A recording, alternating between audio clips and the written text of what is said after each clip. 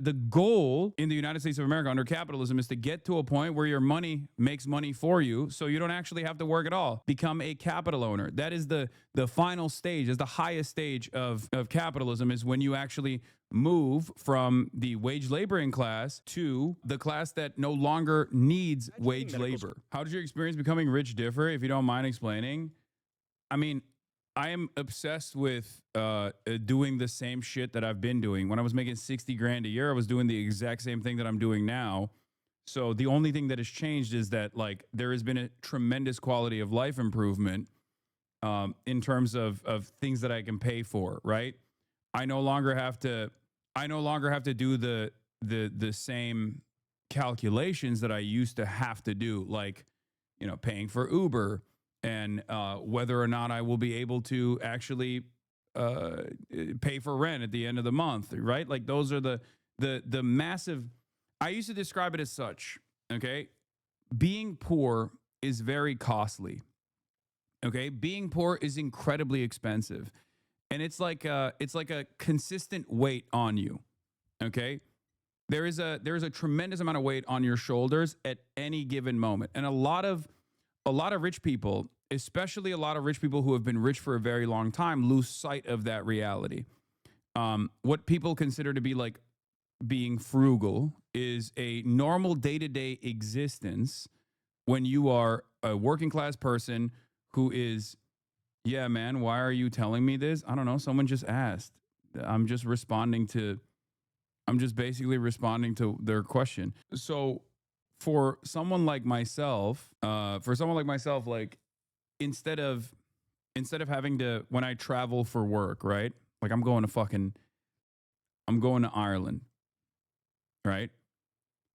In the past, if I had to travel, one, I would have to make the travel arrangements myself, right? I would have to make travel arrangements myself, and I wouldn't have enough money to make those travel arrangements. So I had to, like, nickel and dime it. I had to, like, literally talk to the you know, university that's sending me there, to make sure that they made sure that my travel arrangements were decent. And if they didn't have money to fly me out, then I would have to, you know, pay for it myself, or the hotel myself, and stuff like that.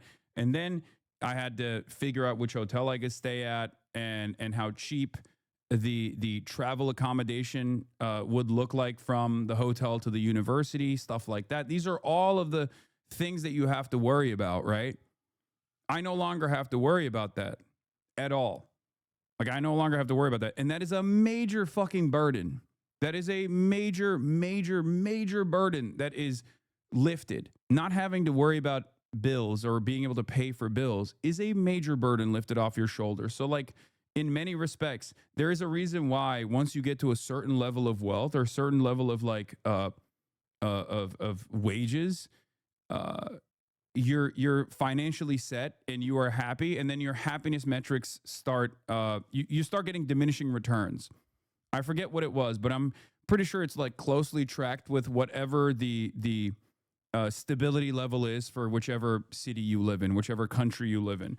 Once you get beyond that, it's not associated with happiness at all, and it has, like, diminishing returns. The difference between, like, making $10 million a year and making $1 billion a year has no impact on your happiness levels whatsoever. Back in the day, when they used to do these studies, it was around $100,000. Beyond $100,000, now obviously that number is probably far higher than that, because $100,000 in a place like Los Angeles actually it doesn't offer you a level of comfort, right? As far as, like, my own personal experiences goes, a major burden has been lifted off my shoulders, as far as, like, having to nickel and dime every single thing that I do. And also beyond that, I have people that I pay that can deal with this stuff, right? That's another fucking major burden lifted off of my shoulders, that I don't have to, like, make these arrangements and things of that nature. And also, instead of, like, flying economy as a 6'4", 240-pound guy, now I can fly business, which is infinitely more expensive than economy. But when you fly business, then now I can sleep when I'm on the flight, right? So all of that stuff All of that stuff has been a tremendous quality of life adjustment, a quality of life improvement. But overall, it hasn't it hasn't turned into, the way that I'm accumulating wealth has not changed because I'm not engaging in capital accumulation, and therefore I enjoy what I do, and that's a big part of the reason why I still do the exact same things for virtually the same exact hours that I do, because I'm incredibly fortunate, incredibly privileged, and therefore I greatly enjoy what I do and can do it. But that's the reason why I said, like, not much has changed in terms of my output or my day-to-day existence. I was doing 8 hours a day live streaming in fucking 2020, and I'm still, maybe 6 to 7 hours a day live streaming in 2025. Yeah, I shouldn't have said 6 to 7. Everyone's gonna get fucking, the dinners are better, let's be real, for sure. No, the dinners are better, the clothes are better, the travel accommodations are better.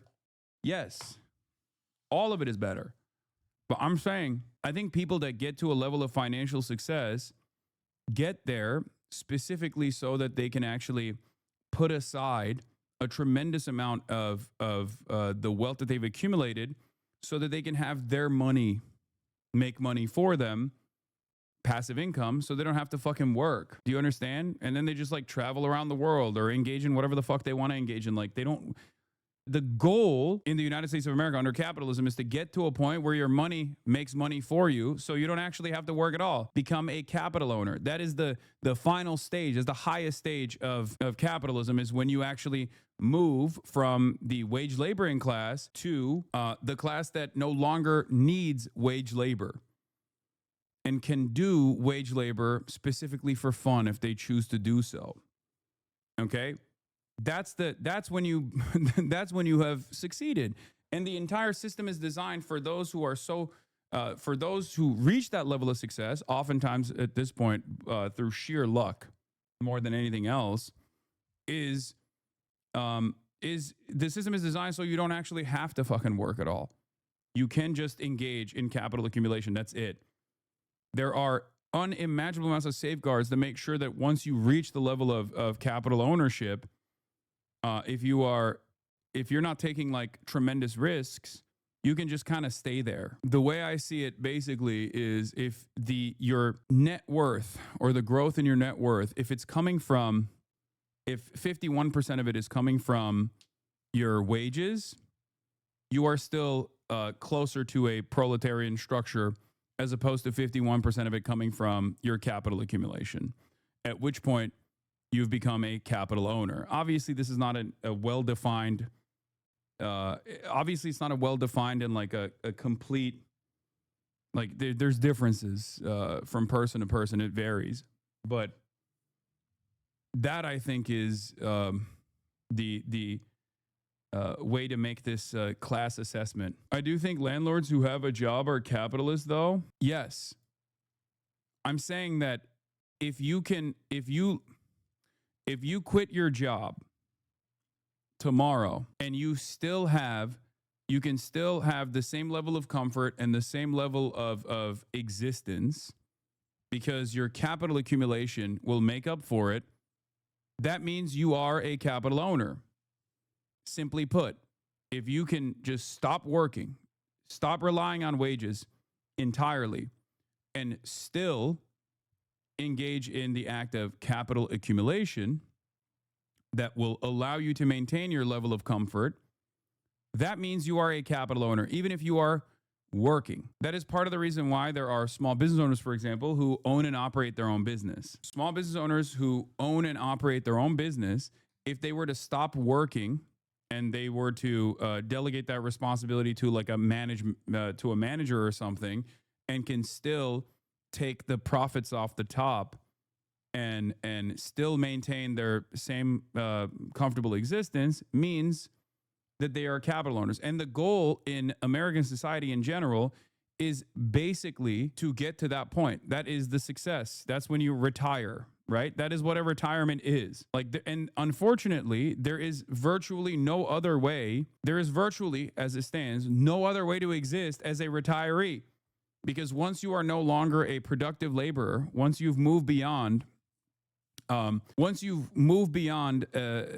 age and physical status of being a potential productive laborer, you have to survive by being a capital owner. That's what a 401k is. In a perfect society, you wouldn't need a 401k, that the government would be able to take care of you alongside your pension structure, or alongside like whatever kind of compensation structure that exists that continues to make sure that you can survive. Not that it matters, because I feel like we're not there for many Americans. Many Americans will never get to that level, regardless. As is the way that the society is designed, is that you're not, even with a fucking 401k, it's virtually impossible for you to retire at a reasonable age or even own a home.